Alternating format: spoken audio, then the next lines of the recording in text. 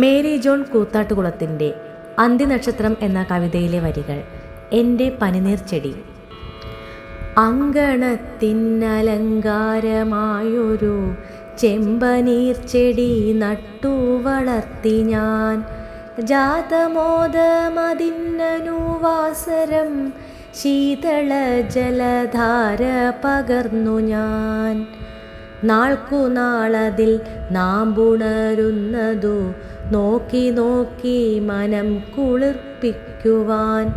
മുട്ടുതോറും കിളിർക്കും മുളകളെ ക്ഷുദ്രകീടം കരളാതെ കാക്കുവാൻ.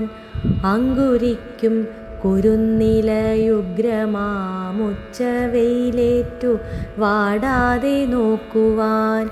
വിസ്മരിക്കാതെ നിന്നു ജ്ഞാനപ്പുതു പുഷ്പവല്ലിക്കു കാവൽ മാലാഖയായി. മഞ്ഞു പെയ്യുന്ന ഹേമന്ത സൗഭഗം എൻ്റെ നാടിനെ പുൽകിയ വേളയിൽ ആകമാനം തളിർത്തു മനോഹര ശ്യാമളാംഗിയായൻ പനിനീർച്ചെടി. ശുദ്ധമാകും തുഷാര കണങ്ങളാൽ മുത്തണിഞ്ഞു സുമംഗലിയാകവേ.